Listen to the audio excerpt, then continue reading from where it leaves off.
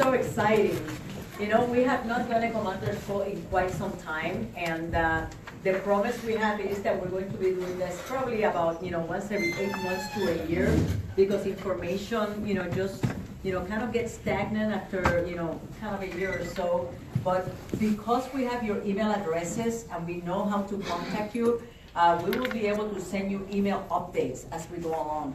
We also will automatically sign you into our listserv, which means that you're going to be getting, yes, we are. And you will get our WDVA newsletter that has a lot of information, and it also has a lot of the updates and the new things that are coming along when it comes to all things veterans. So you'll be getting that, and ultimately you'll also be getting just immediate, and we're not going to be polluting your inboxes, but if there are things, news that are worthy of being able to be distributed, you'll get a listserv announcement that just has, significant news or events that are important to veterans, and therefore you will be able to stay informed. So I just want to say thank you for being here, and please give yourself a hand. So Chuck was very eloquent in being able to, talk about, the purpose of us being able to meet. But we're meeting to be able to have common ground, to be able to have, a single point of sources when it comes to your Washington Department of Veterans Affairs, when it comes to the federal VA and its 3 components, the administration, cemetery benefits, and health care. And we have all representatives in here. So you're going to be hearing from the horse's mouth. You're going to be hearing from the persons in charge of these areas of the VA, and then you'll be able to ask questions too, so that when you go back to your posts and chapters or to your community, you'll have very fresh information of what's going on in the federal VA, your state Department of Veterans Affairs, and initiatives that are taking place. Before we get into introductions, I do want to make one very important introduction. And if you have not noticed yet, we have Mr. John Lee. John, will you please stand?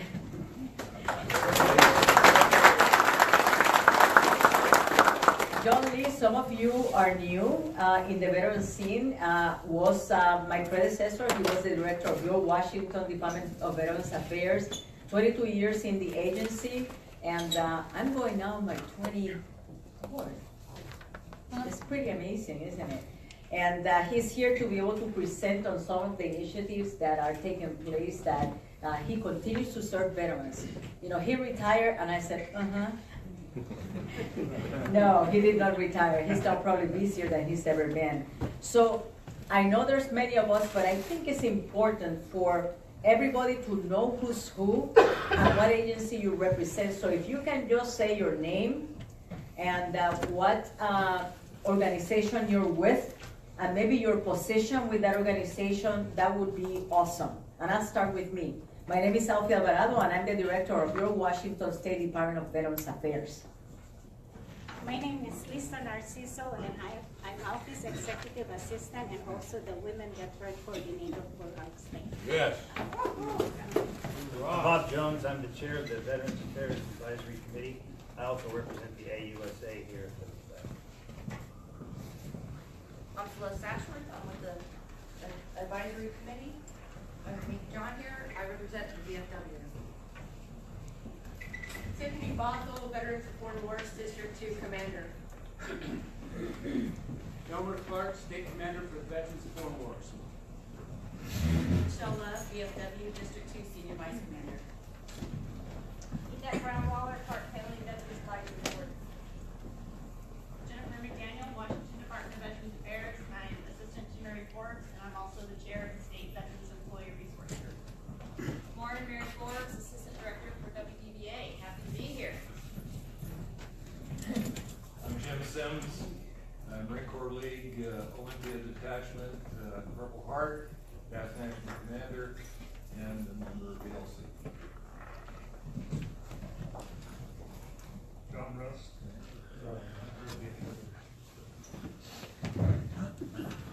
Kelsey Schweitzer, Veterans of Foreign Wars, Post 91 Adjutant. DFW Post 969, Junior Vice Commander. And just to recap, we're at the AMVETS post number 1 in Tacoma for this morning's commander's call. We're going to hear from local leaders from the federal VA, state VA, as well as our Veterans Legislative Committee, the Veterans Affairs Advisory Committee, and a lot of commanders from various veteran service organizations such as DAV, American Legion, the VFW. And this is just an opportunity to provide an update to the community on what new policies, changes, events are going to be taking place that are related to veteran issues as well as military families issues, as well as providing a forum at the end of today's meeting where all the attendees for today will have the opportunity to present questions and hopefully receive answers for their questions as well for various difficulties, complications, benefits, and positive impacts and more for the veteran community as a whole. So right now we're just kind of going around the room and hearing an introduction from the many different people in attendance.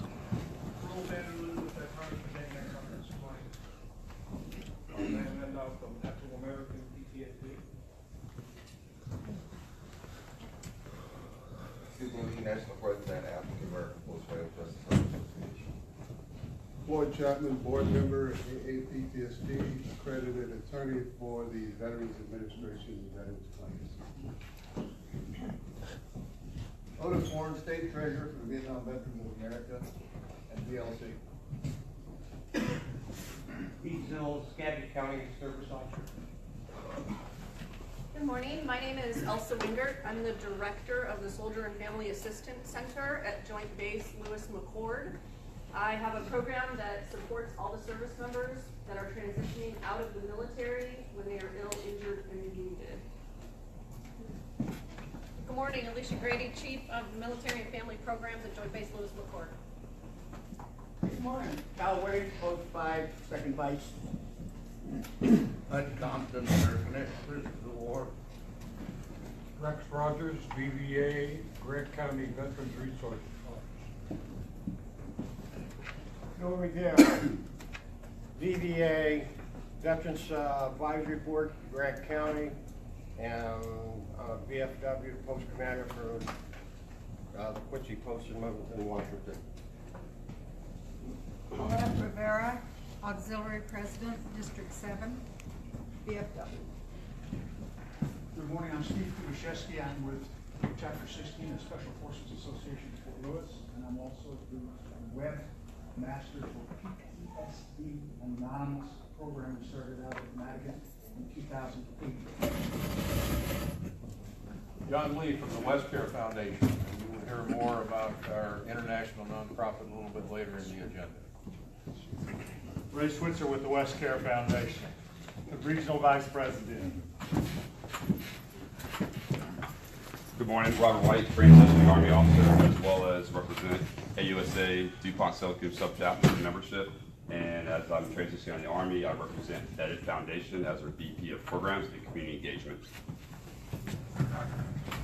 Amy Seemeyer, Chapter President of AUSA. Laura Stanley, American Legion, representing 11th District and Tukwila Post 235 as District and Post Service Officer. David Eastless, today with the Veterans Yoga Program and also on the leadership team for the Seattle Stand Down. So thank you for all your support. Jason Moskowitz, DAV out in Spokane, and I'm also a new member of the VAAC. Bob Turian, Disabled American Veterans, Chapter 1 here in Tacoma. Isaac Haskins, I'm the DAV Chapter 18 Commander, also DAV Service Officer, American Lake, and I'm the VLC Chair. Morning, my name is Howard Lim, and I represent the Olympia Chapter of the Military Officers Association of America. I'm on board, and I'm here for my first visit, and looking forward to information. Mark Gorman, Marine Corps League, Puget Sound, out of Seattle. Roy Davis with the American Legion, the service officer there for the Doughboy Memorial up in University Place, Tacoma. Cesar Romero, Marine Corps veteran. I'm the Assistant Director for the Seattle Regional Office, WDVA, Veteran Benefits Administration. Tom Yokes, retired Coast Guard, Director, Tahoma National Cemetery. Arlene Murray, National Director, VAVS for Gold Star Wives of America, and also American Legion in Eatonville, and dedicated volunteer at Ording Soldiers Home. Mike Toddick, the Director of VA Puget Sound Healthcare System. Good morning, my name is Renita Walker. I'm also at the VA Healthcare System, Puget Sound, but I'm also the Chief of Community Care. Welcome. My name is Taryn Hoffey. I'm current commander at AMVETS Post 1. Thank you. I'm Danelle Wyatt. I'm the past commander of AMVETS Post 1, and welcome. I'm Rufus Hofer, and like Jason, I'm a new appointee to the Veterans Advisory Committee, and I'm also representing all of the chapters of the Military Officers Association in Washington. George Hildish, Marine Corps League, Department Judge Advocate, Pierce County Detachment 504 Adjutant Paymaster, and Life Member Post 1 AMVETS. Woo! Larry Alcantara, member of the Governor's Veterans Affairs Advisory Committee, also Puget Sound Marine Corps League Detachment 336 Redmond, past Commandant. I said this once before. Everybody please call me Chuck. Western District Commander for AMVETS Department of Washington and Deputy Judge Advocate for National District 6. My name is Harper Peterson. I'm a member of the VFW 11401, but here today representing Pierce County Marine Corps League as a commandant. I'm Meshel Machauer Newman. I work with 9 Line Veteran Services, and I also serve on the Women Veteran Advisory Committee for the state of Washington. I'm Rosemary Hibbler. I'm Operations Officer at Veterans Independent Enterprises of Washington, and I also serve on the Washington State Women Veterans Advisory Committee. Long time. Eric Valentine, the mission continues to call the service platoon. I'll be the next platoon leader. Sean Vernon, Vice President of Downline Veteran Services. I'm also the Director of the Veteran Resource Group at Commandant. A couple other things.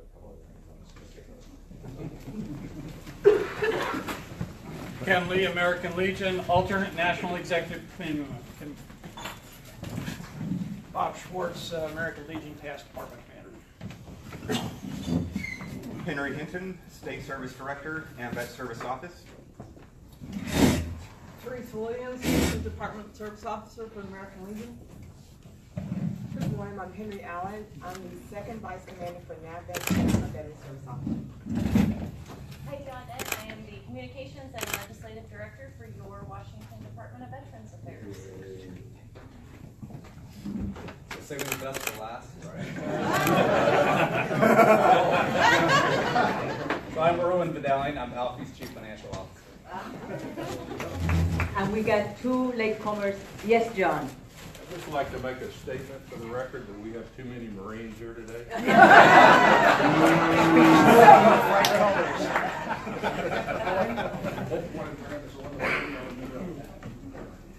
And right back there. Say that again, please. USA Veterans. Okay, you say veterans.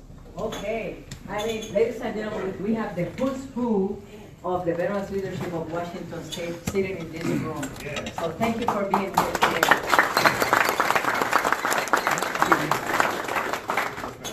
I just wanted to comment to Mr. Lee's statement that says, if the Army and the Navy ever look out heaven's scenes, they will find the streets are guarded by United States. All right. All right, folks. Take it easy, okay? Just take it easy. It started. Okay, and I know we started things, but now Larry is going to lead us into the more formal portion of our... We check with the pledge. We reverse that on you. Okay. Okay, we all rise to the Pledge of Allegiance, please. Attention to colors. And salute. I pledge allegiance to the flag of the United States of America and and to the republic for which it stands, one nation, under God, indivisible, with liberty and justice for all. Thank you. Remain standing, please, for prayer. Remove your covers. Heavenly Father, we come to you today asking for your guidance, wisdom, and support as we begin this meeting. Help us to engage in a meaningful discussion. Allow us to grow closer as a group and nurture the bonds of community. Fill us with your grace, Lord God, as we make decisions that might affect the veterans, families, and community. And continue to remind us that all that we do here today, all that we accomplish is for the pursuit of truth, for the greater glory of you, and for the service of humanity. May we ask these things in your name. Amen. Amen. Cover, be seated.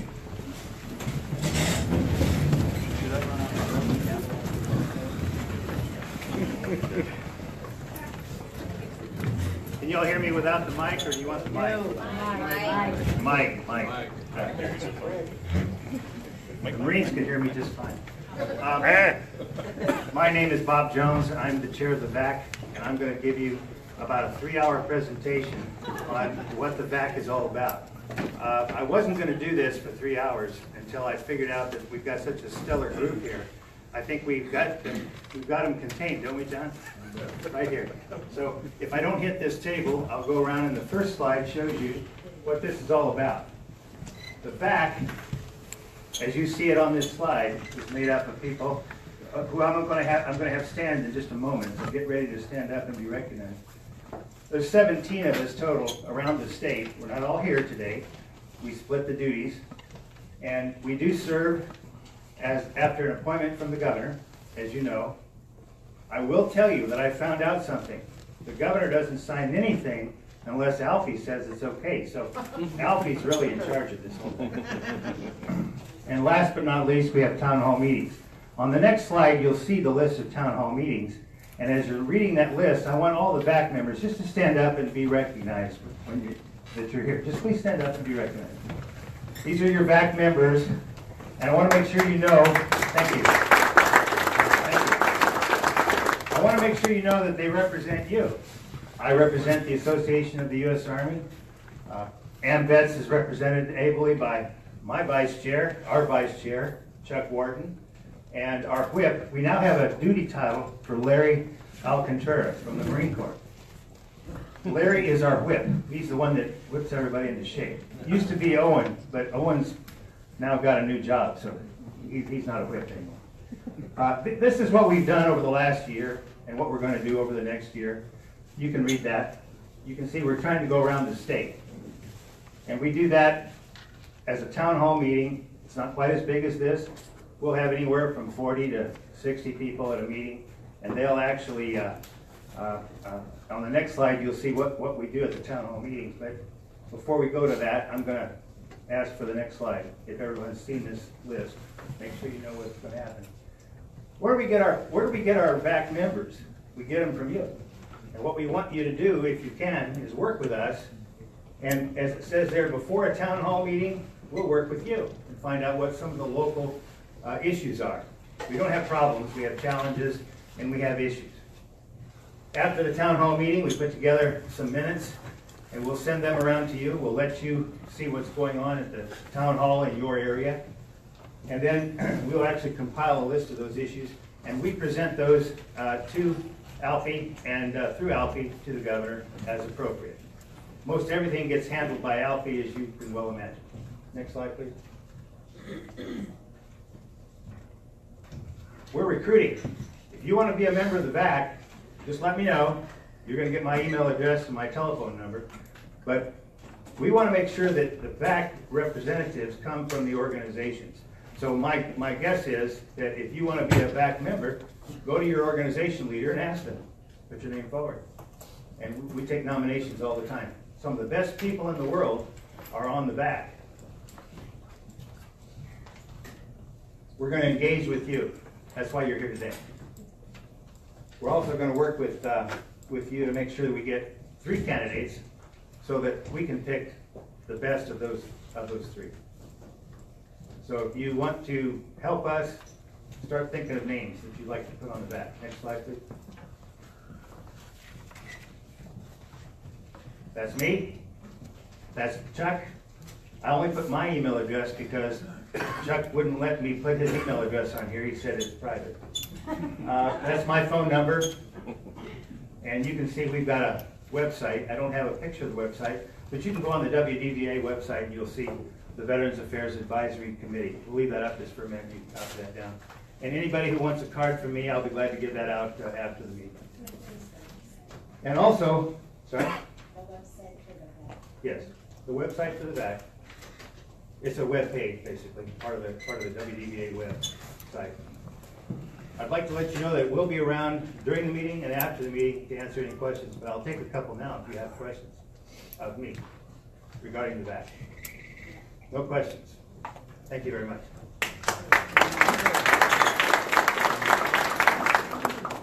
That means you did a good job. There is a question right Bob? there. Bob? Yes. Question. Question, yes. Yes, Quip. Do you need to be a veteran to be on the back? Yes. Thank you. Yes. Any other questions? You have to be a good veteran. Yes. All veterans are good. Good people. Thank you, Bob. Well, top of the morning to you again. I'm Mary Ford, Assistant Director for your Washington State Department of Veterans Affairs. And you know how you look at what I do? Well, like Alfie and Gary are the brains and strategic planning, and I get to do all the ops, okay? My people do the operations. I have two major sections that I'm going to be talking about, our Veteran Services that has a variety of programs, and our behavioral health. So in all total, we have like 19 different programs serving our veterans where they live, work, and go to school in the state of Washington.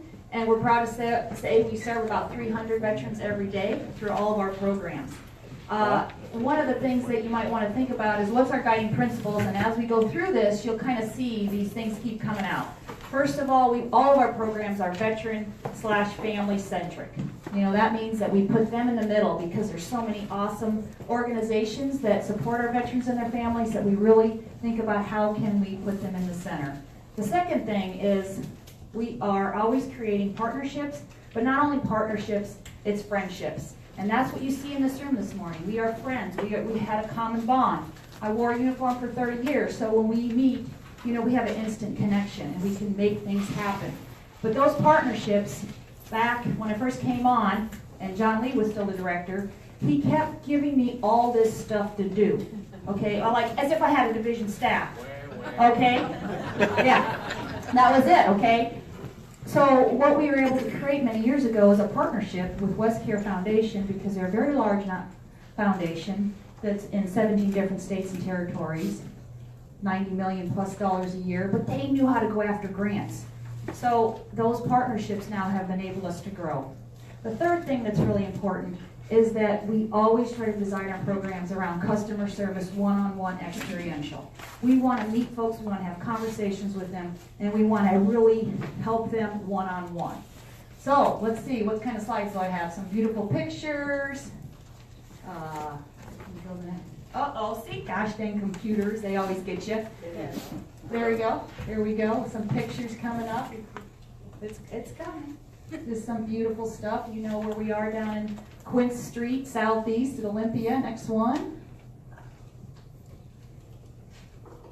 Just so you know that their governor really is focused on Washington, you know, some very key factors, and these are the key factors, and okay, we'll keep going, but really access to care, customer service, all those things are really important. Here's just some pictures of the things we do. So, yeah, keep going there, Lisa. So, Veteran Services. So, when I talk about these programs, I'm going to kind of bunch them up so that you kind of get an idea of what we're doing in homelessness. Okay, so one of the things I want to talk about is homelessness. The face of homelessness has really changed. The affordability and availability of houses and rental units has really been significantly burdened in our state, especially in King County. There's only like 1%. I mean, I know folks that make a lot of money and they can't even find a place to live in Seattle. So, folks, We just spent, oh, it keeps going. Whoa, we can't stop it. Okay. So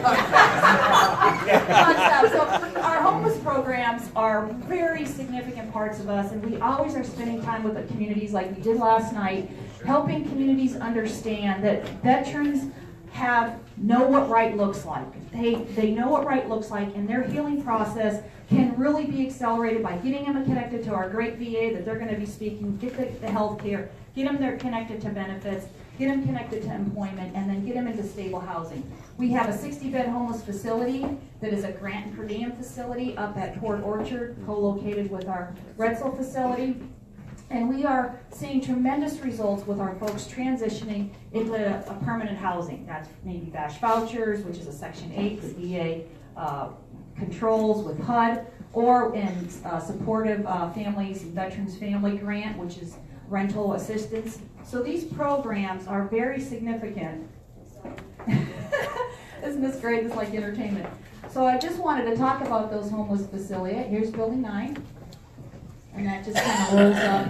We also have the second bullet there is our homeless veteran reintegration project or program, which is Department of Labor Vets Grant, which we've had since like 1987. And that program is there for dollars to help veterans get employment and stay in employment, so it can be used maybe for tools, for garments that they need for their job, but it's not housing. The next one was, I think, King County homeless. Now, King County is very unique. Do we have anybody from King County here?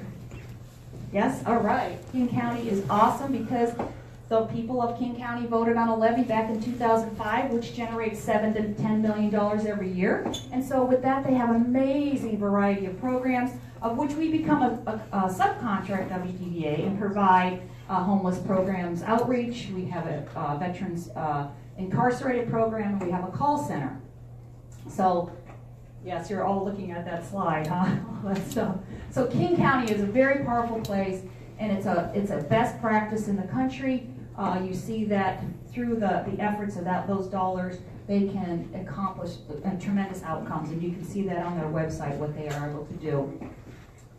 One of our other main sections that we're combining all these different financial programs and outreach, we have we call Veterans Integration Program, VIP, and that's the dollars we have from our state legislature to help veterans who are impeded by not having housing or need money for employment, and it has to have an outcome. Some of the other things, like our Veterans Estate Management Program, that's really a homeless program when you think about it, because if the VA deems a veteran incompetent of taking care of their dollars, their funds, they may have quite a bit coming in. We are the fiduciaries, and so we help pay their bills every month. And we do that with Social Security income and VA comp and pen. So we have about 325 veterans at any one time that we're serving in that department. Some of the things, the last three there, are things that are new, or relatively new. Our Military Transition Council was prescribed by our governor in Executive Order 13-1 back in 2013. And what that does, it's a little bit different than most organizations or most committees, is it gets the senior leadership together of state agencies, of the military components, and our federal agencies and other nonprofits to kind of look at the senior lead, Alfie's level, what can we do to make changes quickly to help our veterans? And some of the great things that has actually generated is like Camel to Commerce, which is a Pac Mountain Workforce Development Council. They were able to go after a grant to help veterans coming off active duty. And they were the first in the country to say, why doesn't veterans coming off of active duty, they face the same thing as if a Boeing shut down. So they were able to convince Department of Labor that veterans should be looked at like displaced workers. So their funding now is up to $10 million, and they provide that customer service at Joint Base for folks that are coming off active duty. The apprenticeship coordinator is something new by our state legislature, and that was really awesome because in the last year, our coordinator, I think of it this way, what that person does, Rachel Roberts, I don't think she came today, but what that is like, think about all the apprenticeship opportunities that are out there. I always talk about, it's a constellation. But can anyone see what it is? Okay, there's for-profit, there's unions, So she's been putting together this big map one thing, but she's also been holding events at Joint Base and with the Navy so that we can get the word out. We want apprenticeships to be branded just like we know education. Just like we know a 2 or 4 year degree is going to lead to high paying jobs. We want apprenticeships. We want that knowledge in our community with our veterans, either that are currently serving or veterans that are already out there. There is so much opportunity in these apprenticeships, and some of them are paid, some of them are not paid. Spokane Regional Veteran Services. Now that's unique because the only reason we're there is because we have a partner called WestCare. You're going to hear from John a little bit. But years after years, we kept going after grants. We finally got a Bureau of Justice grant for Spokane County. And then Spokane County came to us and said, we really want to start a regional office.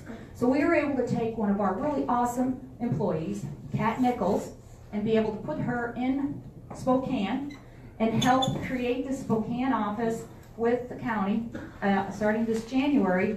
And so for the first time, WDVA now has a staff. I think maybe it's been a lot of years since I think way before I came, that we actually have an office there, an employee from my section.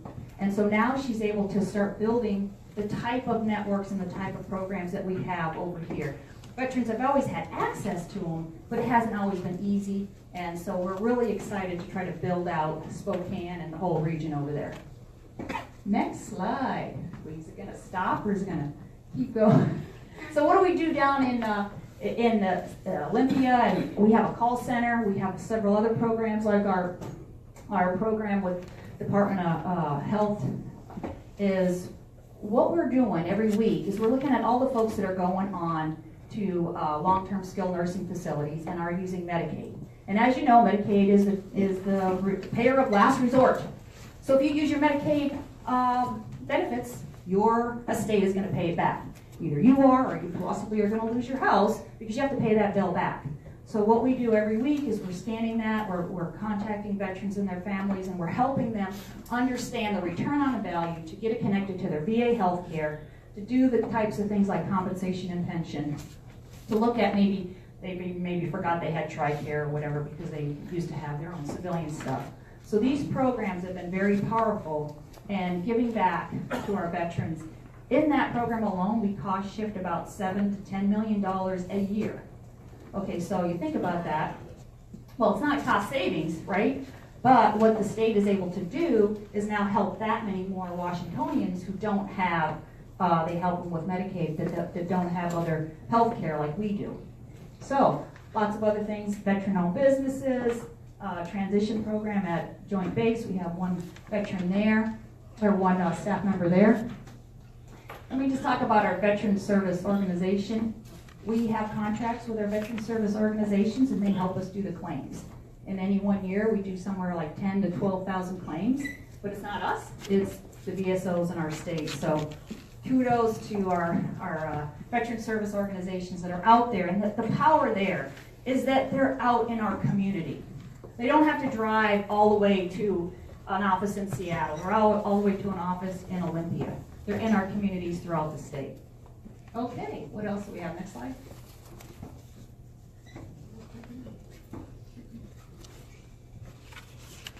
I mentioned a little bit about that, working with our incarcerated veterans. Here's Thurston County and King County have specific programs that the county fund. And what our job is that we help our veterans connect to the benefits. We help them get enrolled in the VA healthcare. We help them get them to the vet centers. We help them do their comp and pen. The Bureau of Justice grant I mentioned, that's what WestCare, maybe John will mention that. Next one.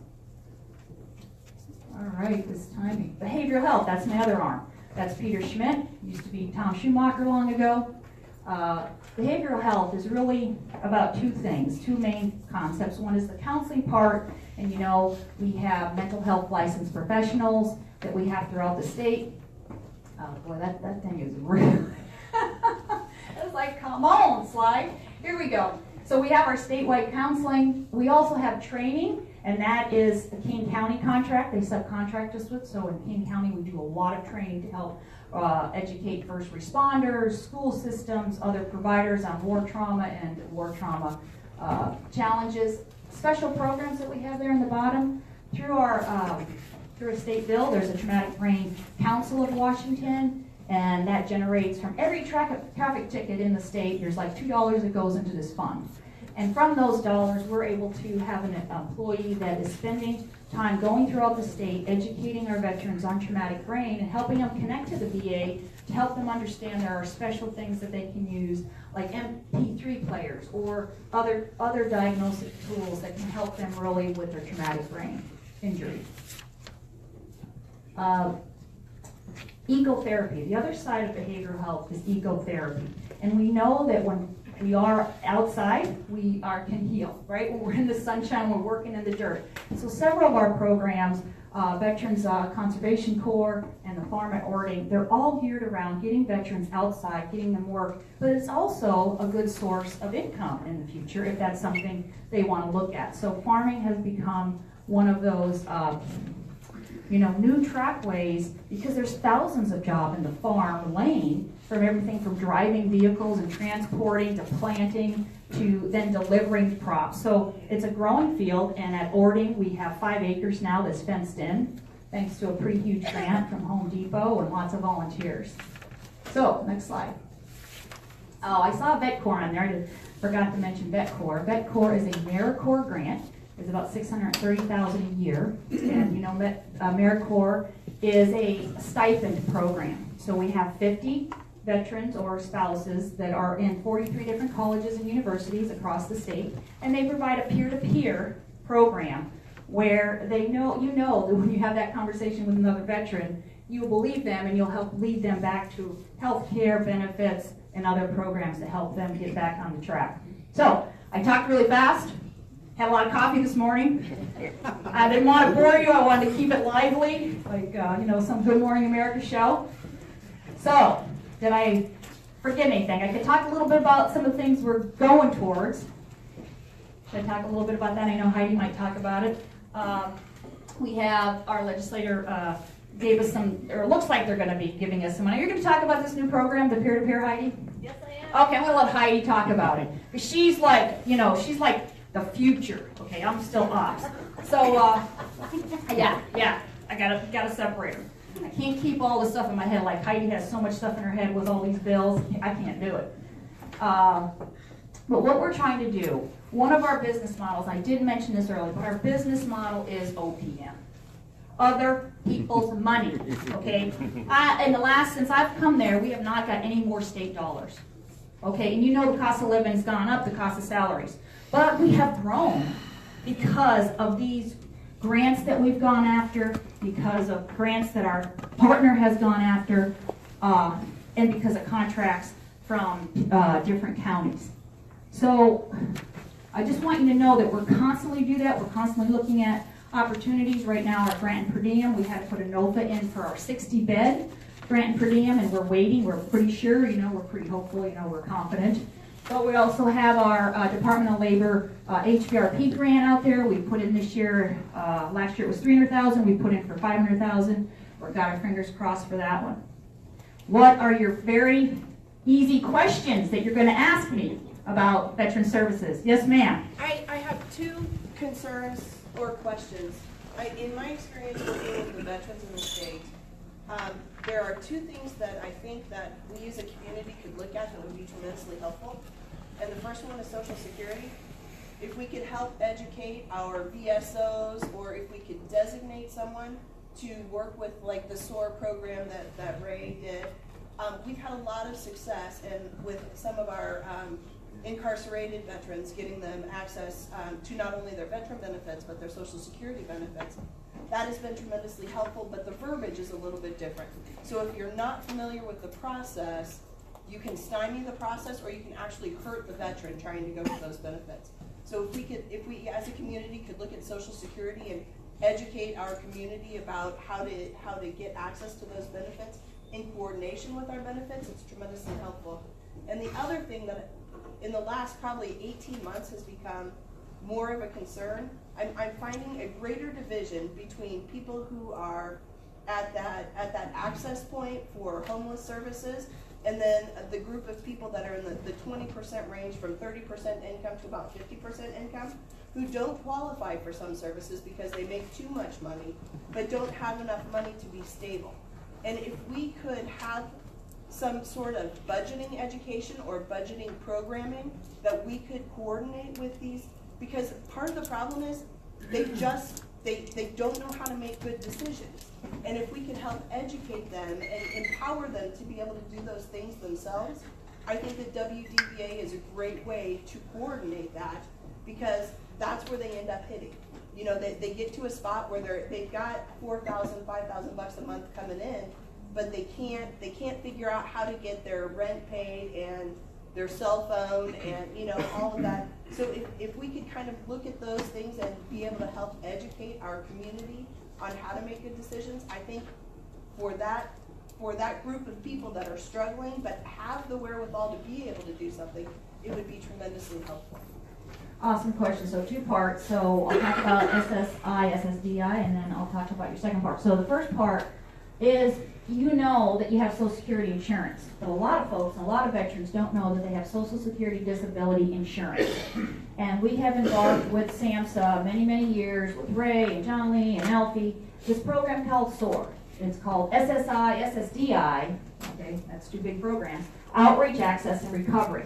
And it's very much like doing the BSO work, because you know if you don't do that paperwork right, it's like your taxes. You're not going to get anything, or it's going to be smaller than you deserve. So what we have done is, through a program with SAMHSA and through, really Ray's been the leader in this, is get professionals out here to train BSOs and other community folks on how to do these applications, because it's different. Okay, what does SSDI mean? It means that you're unable to earn an income.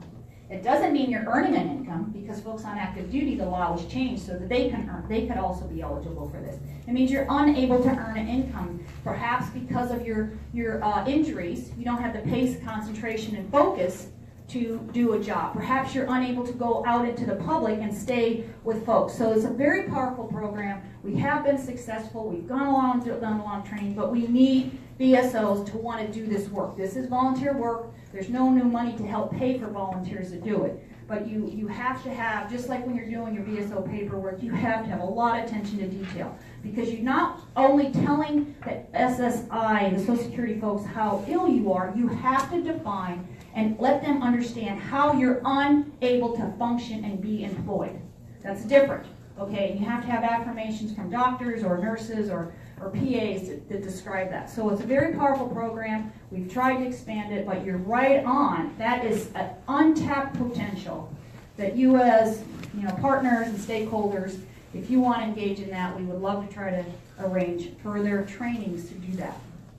The second part, you talked about how do we outreach and how do we educate. And Heidi's going to talk about this new bill that looks like will be passed, and it's going to create volunteers, okay, where we're going to train them like we do our Vet Corps members in peer-to-peer, okay?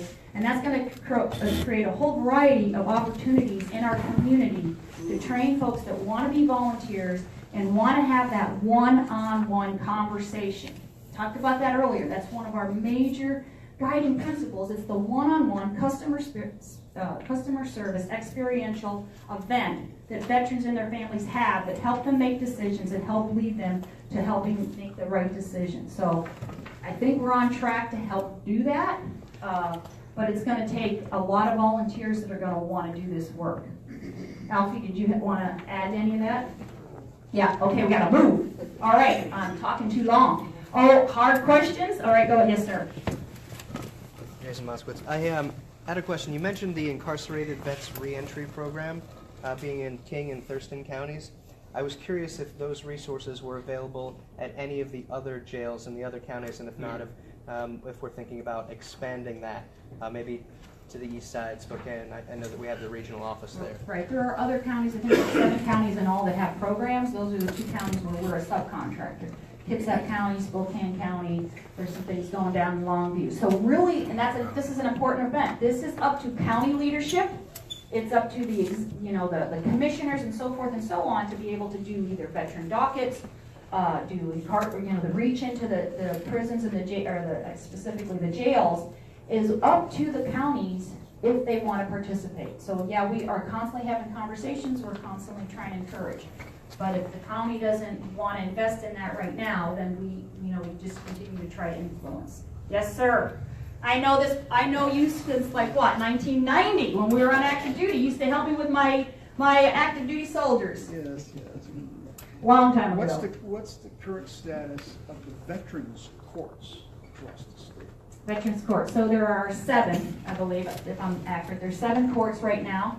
We're again trying right now with Pierce County. I know just yesterday we had a big meeting in Pierce County.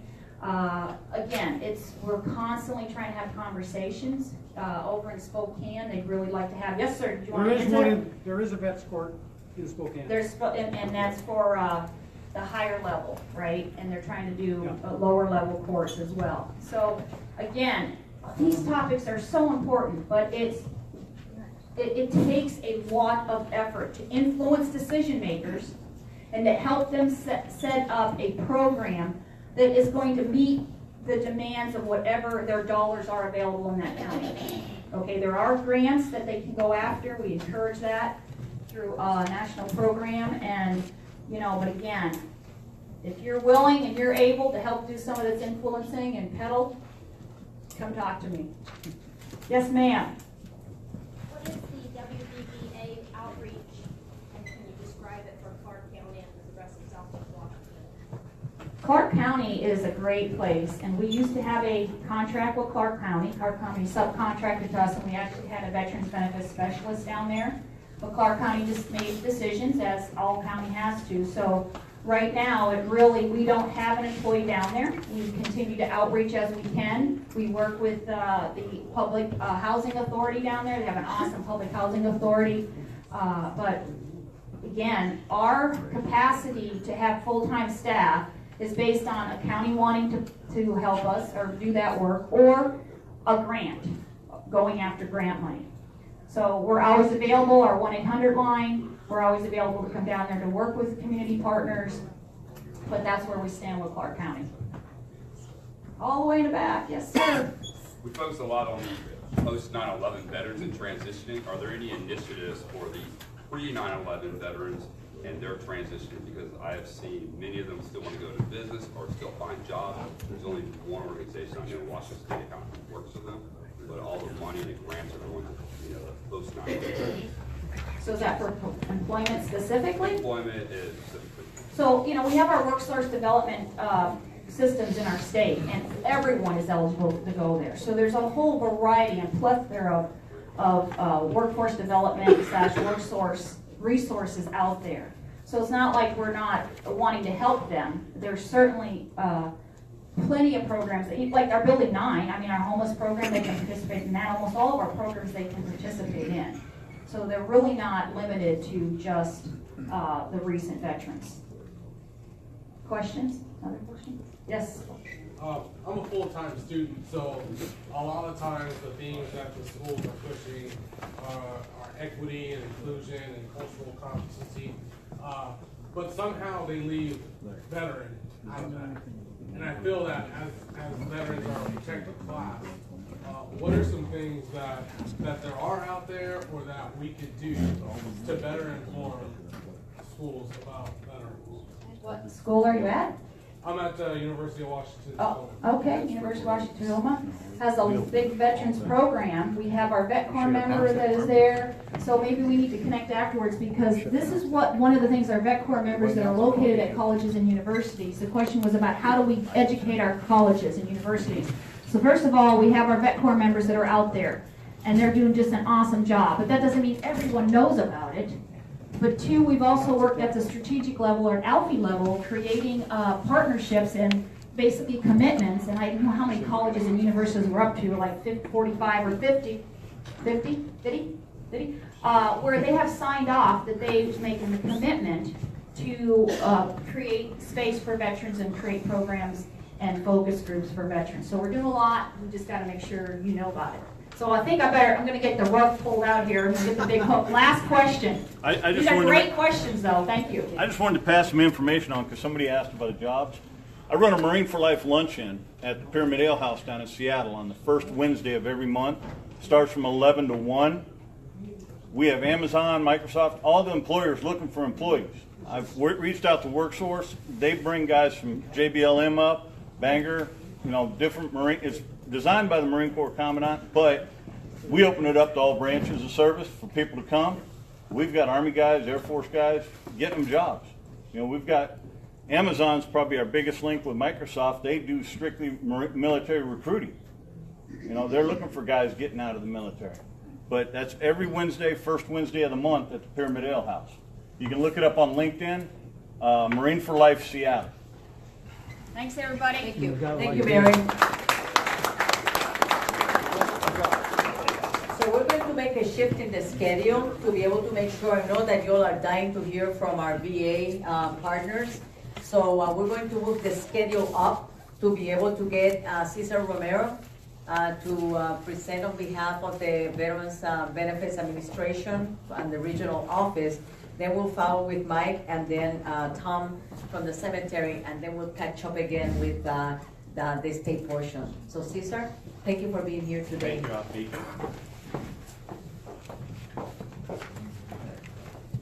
Good morning, can everyone hear me okay? All right. Let me just get set up and then I'll get started.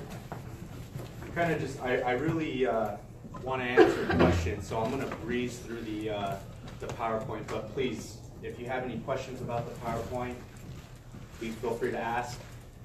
I'm going to be here afterwards, so if you have any questions about benefits that WDVA offers, please feel free to ask.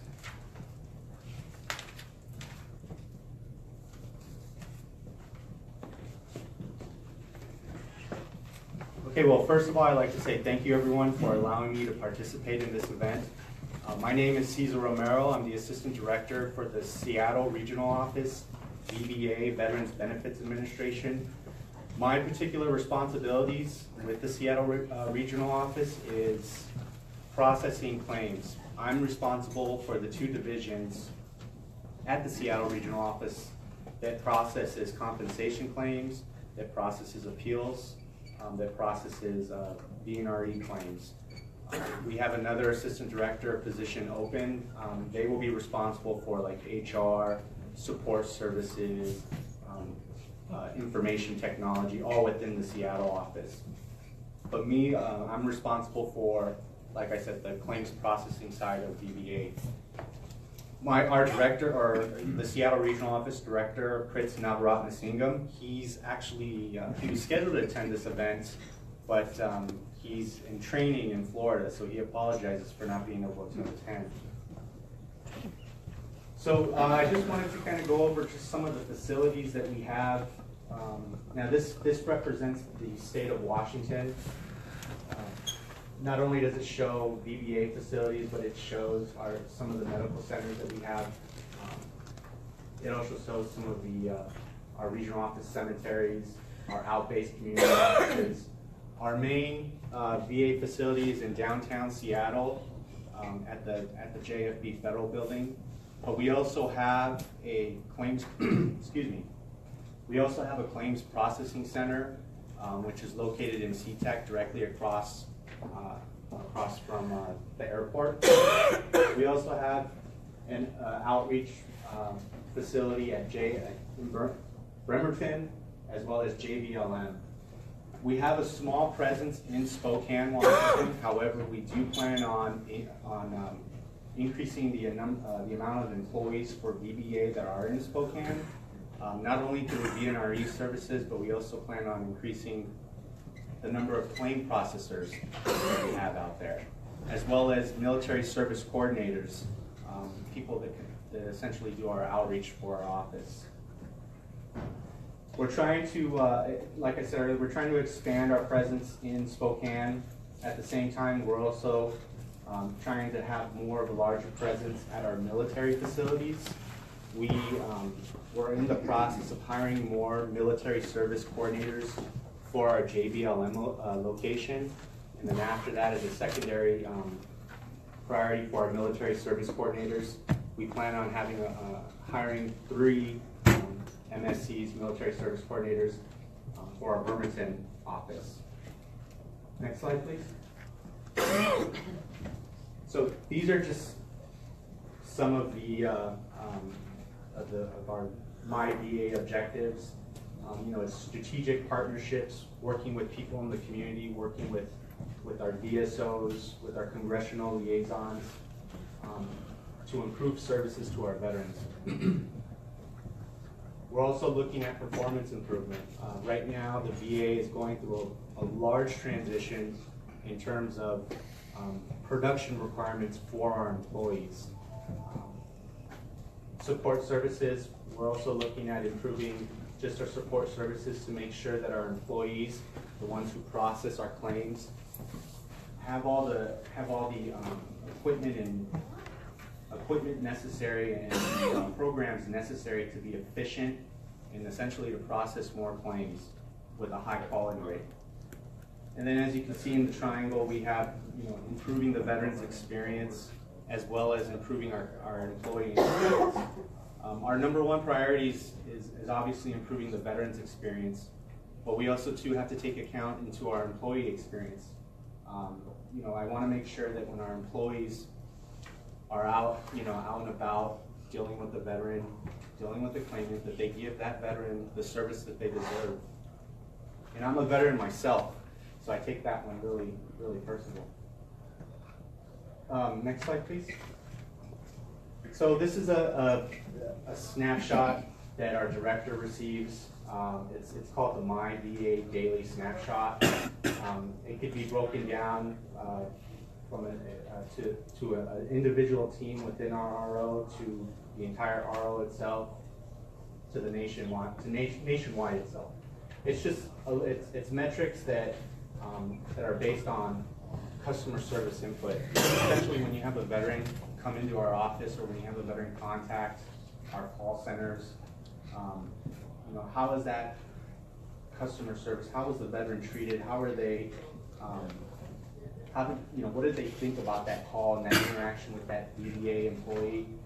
These are some of the metrics that we utilize to measure all that and basically see if we're doing a good job, if we need areas of improvement. Next slide, please.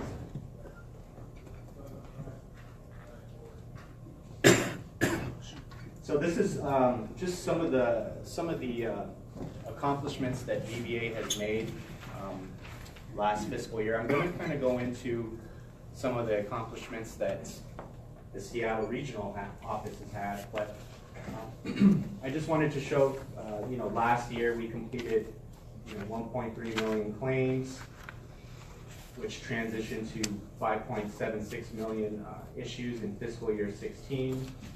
Our average days to complete cases in fiscal year 16 was 119 days. We also, just in life insurance, we paid over $2 billion in benefits to insure 6.1 million lives in fiscal year 16. Our benefits assistance service, over 6.2 million registered e-benefits users. E-benefits is a tool that allows veterans to file a claim, request information on a claim, see how much their monthly compensation rates are. But just some generic information about VA's missions and some of the services that they're offering. Any questions? Yes, ma'am. Just a couple. One, for Southwest Washington, we're caught between a rock and a hard place. Our records are kept in Seattle, but our health care is provided in Portland. There was a wonderful town hall that very few people came to a few months ago, but they brought the Portland regional office to Vancouver. They didn't bring the Seattle regional office in. Secondly, Portland said that they're doing great on trying to minimize the amount of time on appeals. Well, in my particular case, I'm on 29 months on an appeal. And the call center, when I do call, I never reach Seattle. And I need to do the best. We reach North Carolina, New York, Florida. So all they can do is look up on the computer and say, okay, well, yeah, it's okay. There's no direct access to Seattle.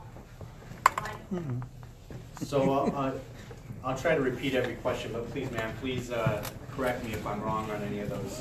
So the first question or comment that was given was, in Vancouver, there was a town hall, and essentially we had, VBA representatives from Portland attending the town hall. So, you know, from distance perspective, Portland is obviously, the Portland regional office is obviously closer to Vancouver. But you bring up a very good point because, you know, I'm the Seattle office, Seattle, Washington, and Vancouver's in Washington. So I'll bring that up.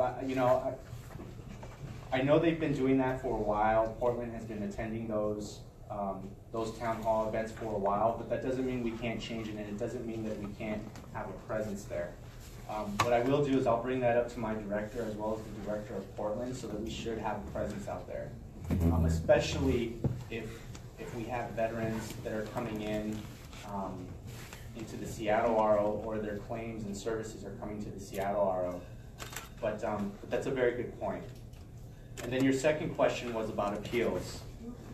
Or your second comment was about appeals. So I'm not gonna beat around the bush. Appeals needs to be fixed. I have an appeal pending, and it was just recently answered. I filed that appeal back in 2013. And believe it or not, there's appeals out there that are older. One thing that they are trying to do is they're trying to first centralize the appeals process. One of the issues that we had with appeals was going back and forth between BVA and Washington to the regional office. They were going back and forth in terms of, okay, you know, this development needs to be done. Seattle RO, can you please initiate the development on this particular appeal? So one of the things that they're trying to do now is centralize all the appeals process. So essentially, if your appeal goes to BVA, if it goes to the Board of Veterans Appeals, and they say, okay, we need to order an exam for this particular veteran, we need to do some sort of additional development for this veteran, instead of it going back to the regional office, it's going to go to one individual office. Because the problem that we were seeing was it would go back to that office, but there was conflicting priorities at that office. And essentially, those appeals would get processed, but they would also have to balance it out with all the claims that they were receiving, plus all the new current appeals that they were receiving. So that's just one step that they're trying to do, is have one office that deals with the appeals process. Another thing that they're trying to do is, one thing that they did do recently was every office has resources that are dedicated to processing appeals. We now no longer can touch those resources. So for example, the Seattle RO has 27 employees dedicated to the appeals process. We can't touch those employees to process compensation claims. I can't touch those employees to do outreach events, even if they want to.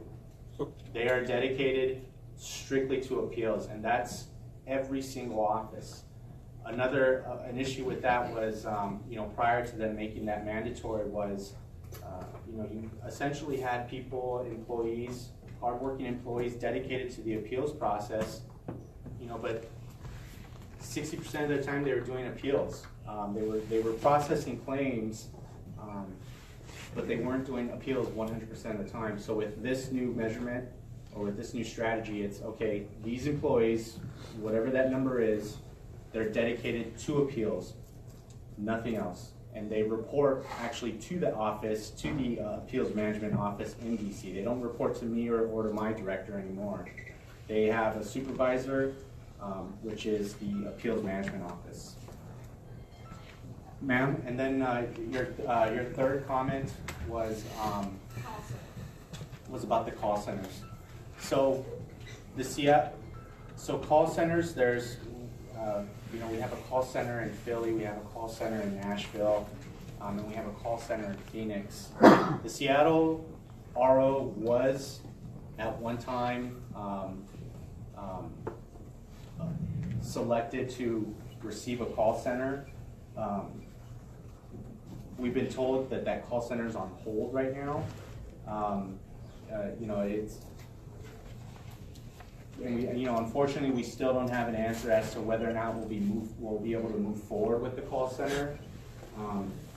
We've asked what's the status of our call center, and we haven't, at this point, we haven't been told that we're going to get a call center.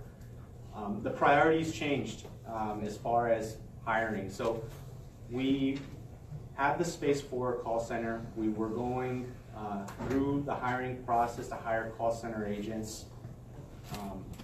But then we were told, stop, you need to not proceed any further with hiring call center agents, and now we're in the process of hiring claims processors.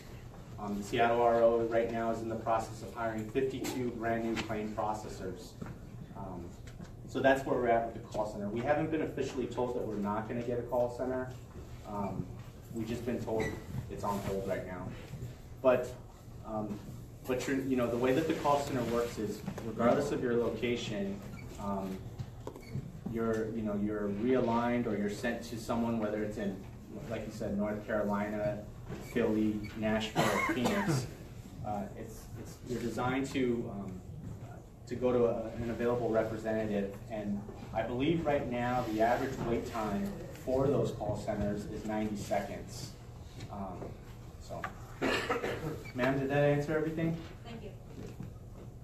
Yes, sir. And then I'll get to you, sir. Ma'am. Thank you for being here and being able to answer some of these questions. What do you know about, and how are you going to address the recent epidemic for the last year or so of extremely short notice of CMP examinations or outright failure of notice, causing adverse claim decisions? This is a major epidemic. This is not just one little thing. No, I understand, and like I said, as a veteran, I've been through the CMP process, and just like many of you, it can be very frustrating. So one thing that we are doing is we're utilizing our contractor, our QTC contractor for CMP exams. We, from my perspective, we try to order exams as soon as possible, and then from VHA's perspective, they try to schedule the exam based on the availability of the veteran as well as the doctor. Sometimes, I know that if there could be scheduling issues, but I always say it's always good to follow up with whoever you've dealt with as far as your claim goes, or whoever sent you a letter. Let them know, send them a letter back saying, hey, what's the status of my CMP exam? We're ordering more exams, okay? That's because our office in particular, and the VA overall, is processing more claims. That's kind of a hard comment to say, but as a veteran myself, I always make sure that my information is updated with VA so that I get proper notification. That includes my phone number and my mailing address. But that's the only answer that I could give right now is just make sure that your information is up to date with VA, with VHA. The point is not just the accuracy of the information. It is because the notification is less than a week's notice prior to a CMP examination, putting a lot of veterans who are working or who have travel limitations or restrictions in a position where they're not able to make those appointments. And in several cases, the contractors, QTC and VES here in Washington that I've observed, do not have access to any of the records, the files, or even the contract computer system to actually produce a medical opinion on a veteran's claim because they can't see the records. This is not, as a service officer, I've encountered this with a number of clients, and I've asked for assistance. I've even written letters to the director, and I haven't received a response. So in asking you, I wanted to know if the VA is reasonably aware of this short notification, and if you're able, if you're doing something about your side of it. That's a good question. Or a good I'm sorry, comment. it's a tough question, but it is a question that needs to be asked. It is, no, and I appreciate that, and that's why I'm here. I want those tough questions. So, you know, after this though, can I get, you know, as far as what you've sent to our director, you know, I want to get that because I want to make sure that we follow up. You know, also too, one thing that, you know, that, like I said, we're ordering more and more exams. Now that's, I don't want to make that sound that, you know, I don't want to make that as an excuse because it's not. But we're ordering more and more exams because we're processing more and more claims. And those veterans, you know, you know, have every right for that particular exam. And usually that's what we need in order to accurately evaluate a claim. But that wait time is a concern, especially if it's a week's notice. I know from talking with some QTC management officials, you know, if we have a veteran that either can't attend their appointment, we have an open slot, you know, sometimes they'll try to contact another veteran to see if they can show up to that particular appointment, fill in that open slot. But if that's the first time that they've ever been notified, and it's a week's notice, like you said, or even a day's notice, I mean, that's not satisfactory. I can see finding a veteran who may fill a spot as a positive opportunity. What I can't see is a standardized notification failure. I agree. As a personal experience, Friday night at 6:30, I get a FedEx package I got to sign for. In that package says my appointment's next Tuesday. I had nobody I could contact Friday night after 5 o'clock. Say, hey, maybe I have a conflict of interest. I didn't. But the problem is, I know as a VS service officer, veteran service officer, that I have clients that get charged of missed appointments, and for two reasons. Number one, they didn't get proper notification, or number two, they can't get there. And there is no remedy. I've tried to talk to QTC and say, hey, maybe I need to move this appointment. How about 2 appointments, one in Spokane and the other one in Kennewick, the same day, same time? Can't do it. So I have a misappointment over here, and I can't coordinate with anybody moving one hour or the other. Right. And in my case, I had 2 appointments in Wenatchee, and they were only about 3 blocks away from each other, but I couldn't move them 1 hour ahead or 2 hours ahead or come in at 8, go, you know, I couldn't move them. So one of them is a misappointment. Now, luckily it was not a VA appointment because I figured the value of the VA appointment as opposed to my own personal appointment, I could remake mine. But I waited 3 months for that other appointment. Right. Cesar, is there a way, do you still have that packet with the appointment and everything? I was just going to say that. So, you know, afterwards, if it's okay, you know, I would like to get your information. I don't have it here. Yeah, no, well, no, what I would like to do is I would like to get your information because what I would like to do is if it's okay with you, use you as an example and say, you know, what's going on, if that's okay. That's fine. Because that's, you know, I believe you, and I just want to make sure that I bring that up not only to our offices in It's not just a matter of making appointments, it's a matter of coordinating appointments. I agree. So I did appointments for VES and QTC. I got one for Bellingham all the way to Lakewood. I've never ever had a problem. I call up the office and either whether VES or QTC and tell them I have a scheduling conflict or I can't make it. Almost every single time they give me an appointment. The second option is I would actually strongly advise if you get a veteran that has that situation and they reach out to you and you're having problems like that with the QTC or the VES, call up to one of the VSO offices in Seattle because we can let the VA know and try to help them get another appointment by reaching out to the VA personnel that are available. But I'll you know, gentlemen, if it's okay, I'd like to talk to you afterwards so I can get some examples. Yes, wait, no, ma'am? Oh. I'll get to you, sir. Well, I'm not sure exactly how much the VA could do about this, but one thing I think the VA needs to be aware of is the difficulty that incarcerated veterans with pending claims have in making their QTC appointments and even being notified of them. I have one client who was incarcerated and he didn't get notification of any QTC appointments.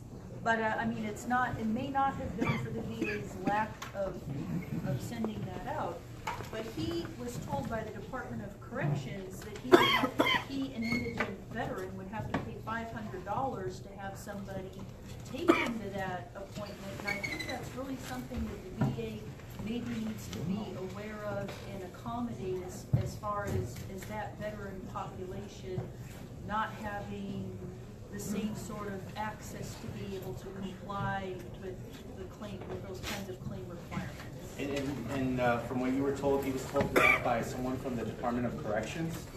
That is correct, but I think it's something that the VA maybe needs to be aware of and coordinate with the state with, or somehow accommodate, because missing appointments is often material to whether or not a claim is granted or denied. That's right. It's out of really his power to do that. Thank you. Yeah? And sir, I'll get to you afterwards. Which one? Yes, sir. Right here, sir, and then that gentleman. My name is Arlene Murray, and I represent the National Organization for Gold Star Wives Can of you America. please speak up? I represent the organization National Gold Star Wives of America, and we are military widows. And I want to thank all of you here who are veterans for your service. Cesar, in 2015, I had the opportunity to be in Washington, D.C., and I met with the previous Robert McDonald, our VA secretary. Now we have a new, Dr. Shulkin. Yeah. Everything is all changed. One of the things I suggested to him as a representative is that they have a separate entity to the VA umbrella that is military surviving spouses. Because what happens is when you file your claim, of course, you're going to have your deceased spouse's information on the file. Yes, ma'am. But it gets clumped in with the veteran's claims, which takes a long time. And I'm telling you, I have widows that have waited a long time for their benefits. And they don't have a spouse anymore to care for them. And they need the support from WDVA or from the VA, all encompassing. So my suggestion to him was that he have use the 1-800 number that we have, and you press one number, and it would just say, if you are a surviving military spouse, press this number. We could do the same thing, I think, here in Washington State. I think that would be something that could categorically be implemented easy from this side of the state. But our widows, if their spouses were retired, if they're not involved with a lot of service organizations, auxiliaries, and they don't have the support. And Gold Star Wives is that support system. But they're not a member, they may not know about us, but they know about the VA. So my suggestion is that somehow, Cesar, you could work with Alfie or the VA system to implement a separate number that you would punch when you call the 800 number, and that there be a specifically for surviving military spouses. That's a good idea. And also that their claim be a separate box from the veterans' claims, because we have wounded veterans, we have all different areas of veterans, and the process takes a long time. So that's what I'd like to say. Thank you, ma'am. No, that's a good suggestion, and I took it down. Thank you. Sir? Two questions. Yes, sir. Okay. The first is the submission of documents through the electronic system. Yes, sir. And 2 weeks later, after you receive a confirmation, the VA is sending back papers saying that we haven't received anything. Could you please resend it again? Well, then what happened to it, and why is it that we're getting that? Secondly, why is it veterans are receiving conflicting responses back from two different VAROs? They'll get maybe a request for additional information from someone in Philadelphia at the same time that they're receiving a denial from someone in Texas at the same time that they've gotten several $1,000s in their bank account. Wow. So I'm going to go back to your first comment, sir. So if you submit something, you know, whether you walk into an office and just drop, you know, some evidence off for your claim, or you mail it to the intake site, the centralized intake site, or you upload documents, you know, online, that will go to your, you know, we use the information on there, like your claim number, your name, and that will get uploaded into your electronic file for VBA. By law, though, you know, depending on your type of case, by law, we still have to request the evidence. You know, so let's say you submitted evidence from your, you know, from your particular doctor, and then with that, you gave us a Release of Information Act, or an authorization to basically request documents from that particular physician or doctor. By law, we're still required to say, hey, do you have anything? We're still required to give you notification that, you know, do you still have any evidence associated with that particular examiner, with that particular doctor? So even though you submitted it to us, you submitted records to us, we're still required to ask you for it. And I know that that may be, you know, repeating redundancy and you know, but it makes sure, it ensures that we've contacted the veteran or the claimant to make sure that all the evidence possible associated with that claim has been given. The thing we don't want to do is we don't want to make a decision on a claim and then all of a sudden there's evidence that we didn't take into consideration. So it's two steps when it could really be one, but it's ensuring that we're asking the veteran or the claimant, you know, do we have all the evidence associated with your claim? You know, what they're supposed to also too is in that same letter that's asking for the evidence, they're supposed to say what they've received so far, which should include that particular document. And then as far as the second comment about receiving conflicting information from one regional office to another, I mean, I'll bring that up. You know, we have every month, we have a call with all the service center managers at each regional office. The service center manager is responsible for claims processing at each regional office. So we have a call each month with all the service center managers across the nation, and we talk about problems. We talk about you know, new regulations, and that, I will bring that up. I will bring that up about conflicting information. Sir? Okay, let me go back to the first question. Okay, what they're doing is that all of the documents are being submitted, and then you have a confirmation saying, let's say you submitted 50 documents, okay? This many documents have been received. Now, and this is going through into Janesville. Yes, sir. Then they send you a letter back, or they send a veteran letter back, saying, we received your intent to file a claim. We have no additional information. Well, if you have no additional information, how is it you have a document stating that you have filed an intent to file when that's not what you submitted? You submitted either 526CZ or 526B or whatever, with all of the documents showing, the supporting documents showing that you are indeed filing a claim for compensation, and here it is. So what happens to all of these other documents, and why are you saying I'm filing an intent? Yeah, that's very concerning, because typically an intent to file is essentially if me as a veteran, if I submit documents to the VA, but there's no documents on a formal, or none of those documents are a formal application. That's what the intent to file is for.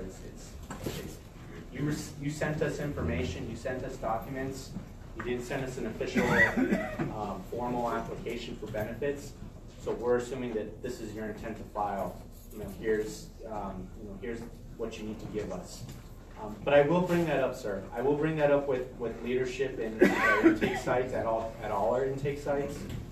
Because if you submit medical evidence, we're still going to ask for that medical evidence from you, unfortunately. It's just part of our due process to make sure that you've had the opportunity to give us everything in terms of evidence associated with your claim. But if you submit a formal application for compensation benefits, you should not be getting an intent to file letter. So I'll bring that up with the intake site leadership. Maybe the intent file letter is a mistake, but the original letter that says, you know, have any other additional information, and if you already filed a full 526 easy, missing one sentence. If you've already submitted everything, please disregard. Right. That's what I tell the vets when they come to me. Hey, you already submitted everything? Sit tight. It's working. Right. This is the confirmation letter they got. Sir?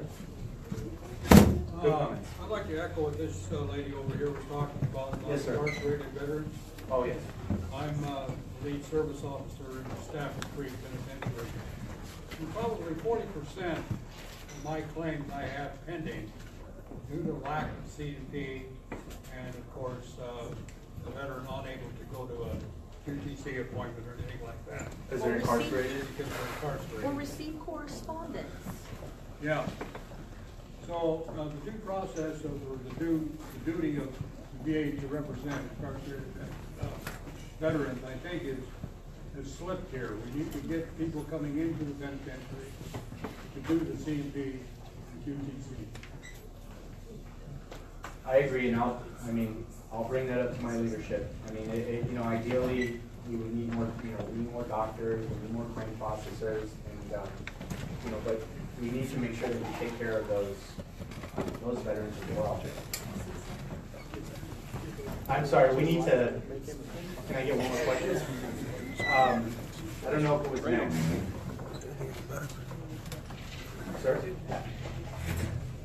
I'm going to be here, by the way, afterwards, so you can bring up your questions and comments. Yes, sir. A couple of years ago, I asked this question: is there any contact between Social Security and the VA? I've run across quite a few celebrating some over that why is it that VA, when you get a disability, then you got to turn around and apply Social Security? Yeah. Yeah.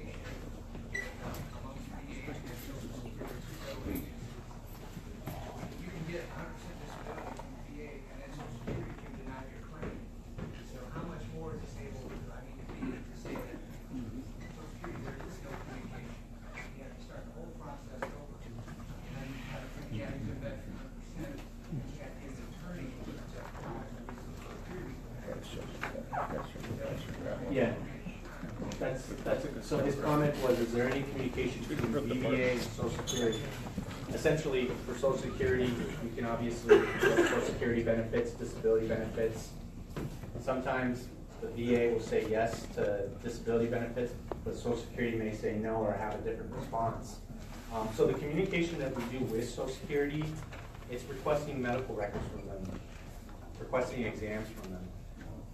That's really the only interaction that we have. If a veteran files a claim and says, hey, I have federal records with Social Security, we're required to go out for those federal records, for those federal treatment records, and obtain those information.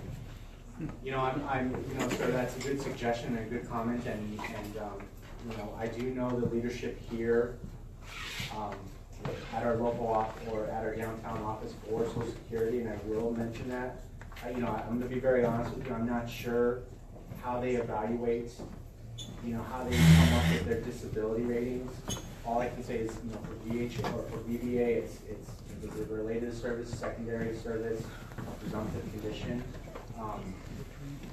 But I will bring that up as a criteria. But no, I'm going to be very honest, and I don't know that answer. But what I could do is if you want, I can give you my contact information and I can follow up with you. Is that okay? Thanks.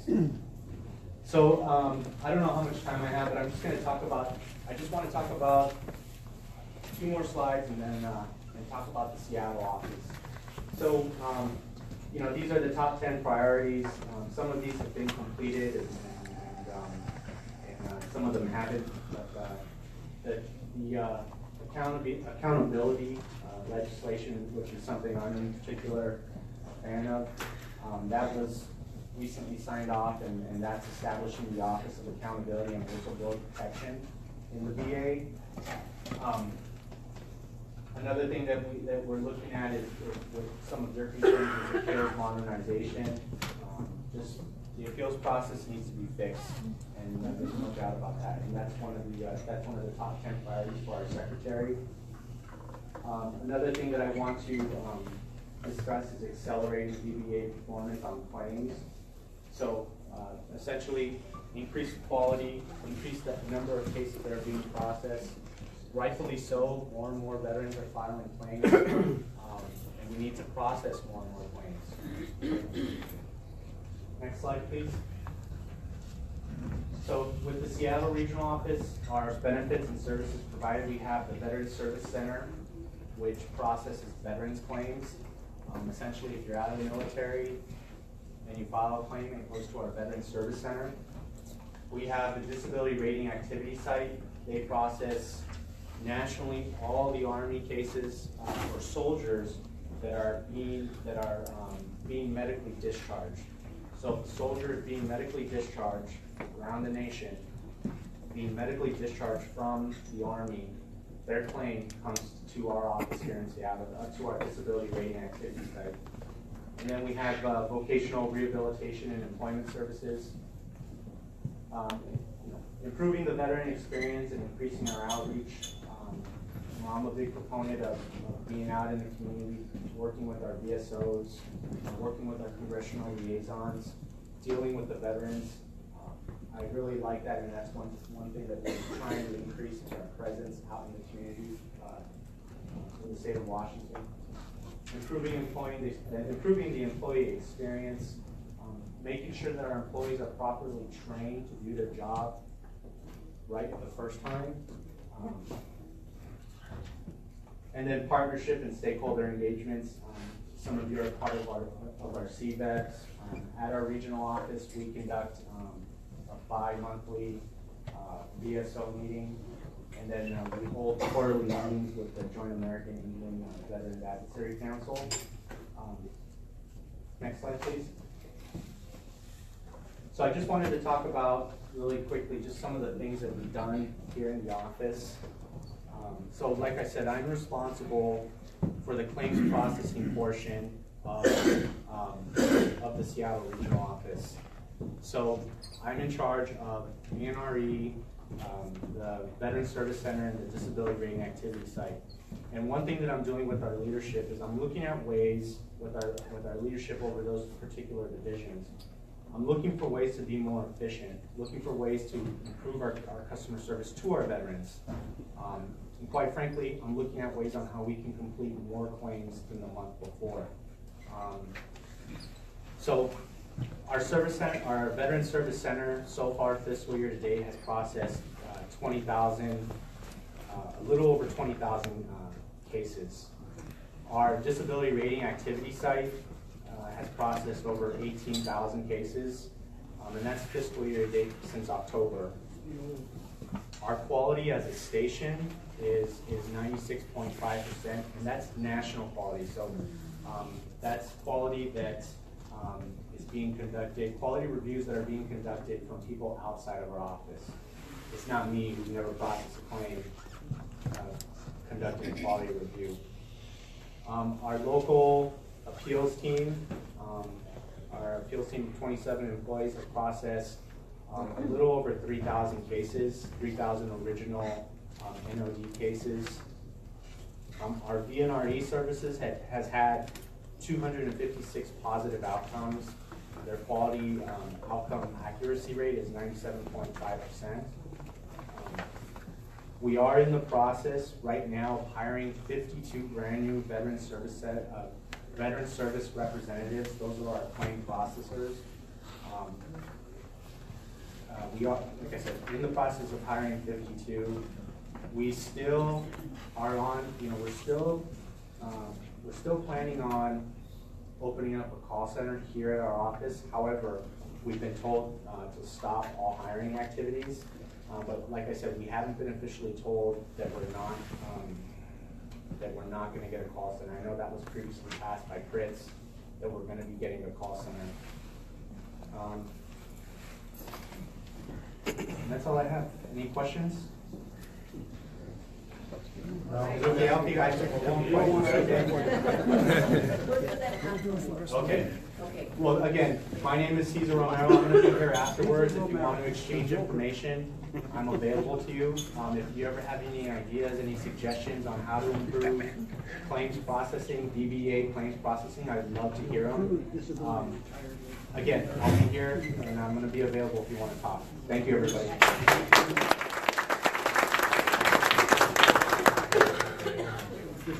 So let's take a quick 5-minute stretch break, bathroom break, and then we'll start. Take a quick break and we'll continue with part 2 after a short 5-minute break. I want to thank everyone that's tuned in, and remember, if you've got a question that you'd like to ask, feel free to write it in the comment section on this post or the next live video broadcast, and we'll make sure that we either get that question answered or we get a response to you afterwards. Thank you.